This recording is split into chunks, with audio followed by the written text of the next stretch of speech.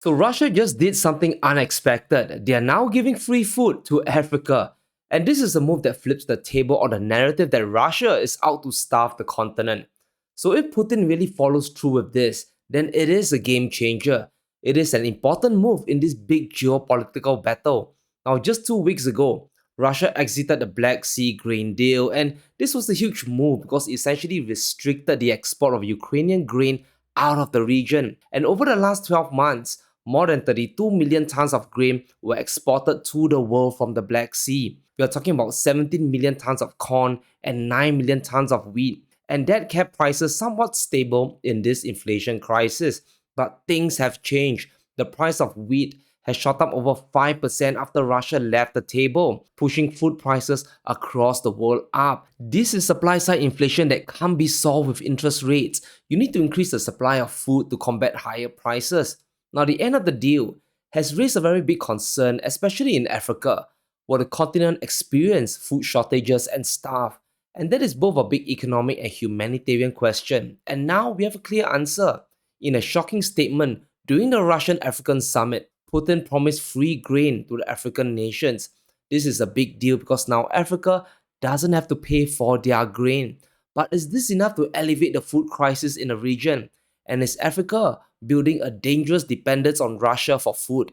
And this is where we need to dig deeper. So here's how much food we are talking about. Russia will provide up to 50,000 tons of grain to 6 African countries each, and this includes Zimbabwe, Mali, Somalia, and Eritrea. In addition to free grain, Russia is also providing free delivery of the food as well. So in total, Russia will be sending up to 300,000 tons of grain to Africa. But how impactful is this?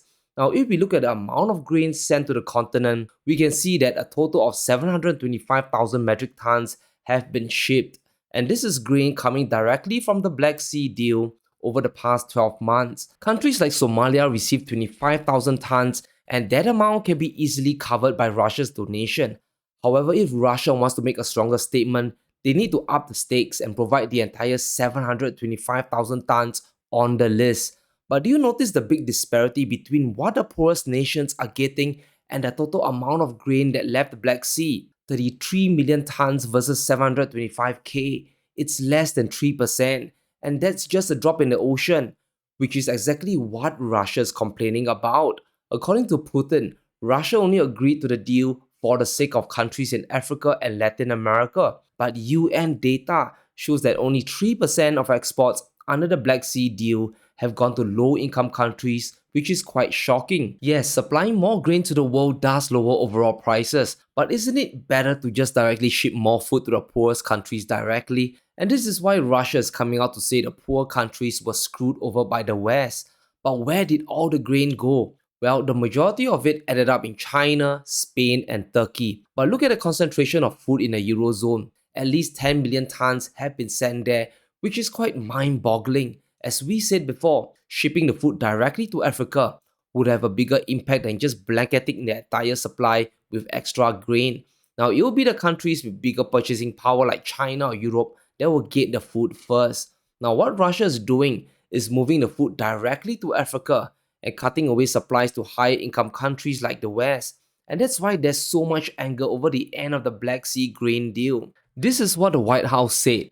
A handful of donations to some countries cannot replace the millions and billions of tons of grain exports that help stabilize food prices around the world. So it's quite obvious what Russia is doing. They are selectively ramping up food inflation in the world. But speaking of inflation, we know that investing our money is very important to combat it. But the best investment is monetizing a skill or business idea that we have.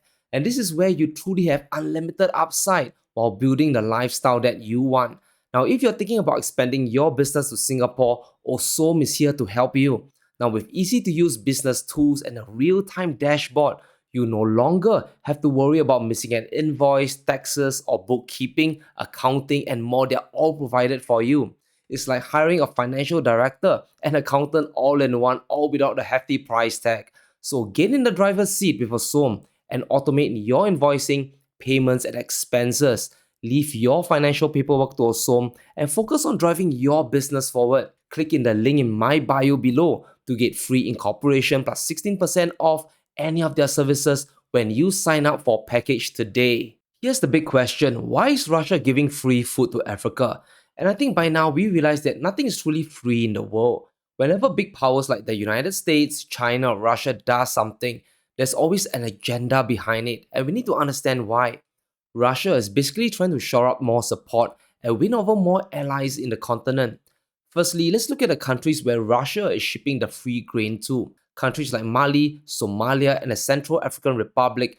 Most of these nations have refrained from criticizing Russia's war with Ukraine. In a sense, this is a reward for his allies. But that's not all. Putin is trying to solidify his support before the upcoming BRICS summit. Because of the ICC arrest warrant, Putin won't be traveling to the BRICS summit in South Africa. Now, while that's a smarter move by Russia to keep safe, it does shake up some confidence within the bloc and raises a few questions about unity. South Africa has mentioned that there are over 40 countries looking to join BRICS. Many of them are countries in the continent, including Ethiopia, Sudan, and Zimbabwe. And by offering free food to Africa, Russia is trying to shore up support and telling these countries that, hey, we can be a reliable partner even in the midst of a war. Now, what Russia is also trying to do is to preempt moves by the West looking to use the Black Sea grain deal as a hot button topic. Now, a top US Treasury official, Brian Nelson, is about to visit Kenya and Somalia, and during a meeting, he will be moving to discredit Russia's complaints about the Black Sea deal. And this, of course, is something that Putin wants to avoid. So Russia has to keep the grain flowing, even if it is at their expense. Now, Africa wants food, they need food, and Putin must deliver if he wants their support. But is this possible? If we look at data from the USDA, Russian wheat production for 2023 is well above 90 million tons. Yes, effectively doubled from a decade ago. And Russia is still the world's biggest exporter of wheat, supplying the world with 45 million tons a year, more than the US, Canada, or Europe. Now, considering Russia itself consumes around 44 million tons of wheat per year, this kind of leaves only 1 million tons of buffer left to export. So Putin can technically make up the shortfall to African countries, but it is walking on a tight rope. Now, ideally, Russia and the West can sit back down together and iron out a new grain deal. There's a ton of grain trapped in Ukraine, and that for sure will help lower food prices.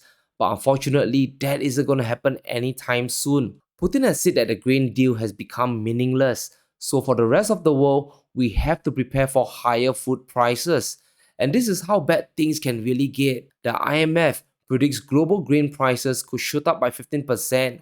And that is a huge amount. And that means your shopping bill will likely rise by another 5 or 10% because there's a trickle-down effect across the board.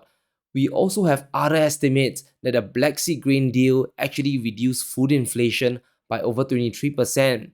And when inflation goes up, we all kind of know what that means for the economy, right? Central banks, especially the Federal Reserve, has no choice but to raise interest rates further to crush demand.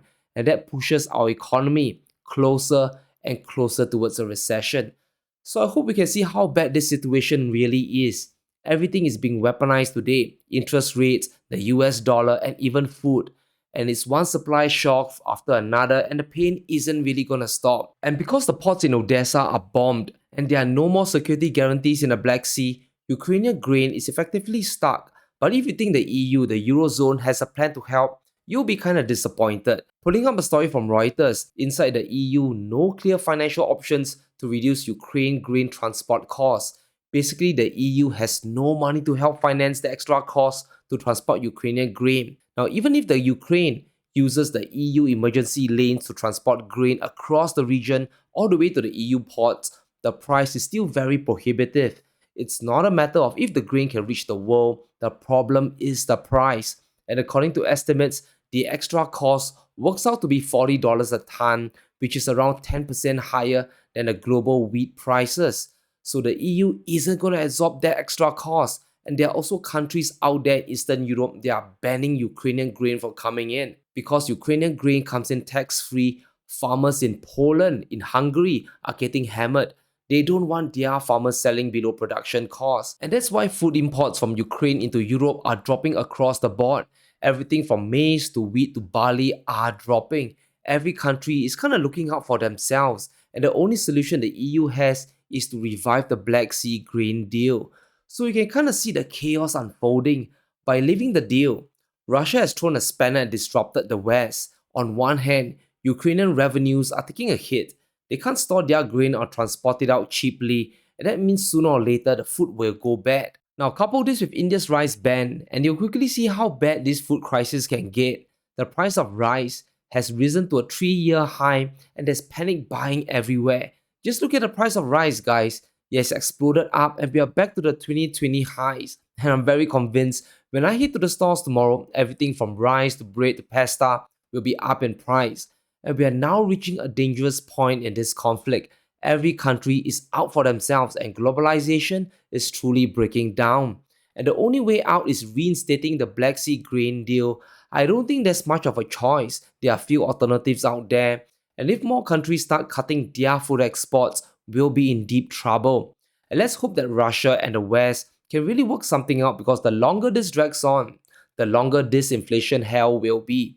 But let me know what you think in the comments below. Will Russia deliver on their promise to Africa? And will they ever rejoin the grain deal? Let me know in the comments below. Stay safe. Be sure to smash the like button and subscribe as we navigate through these crazy times.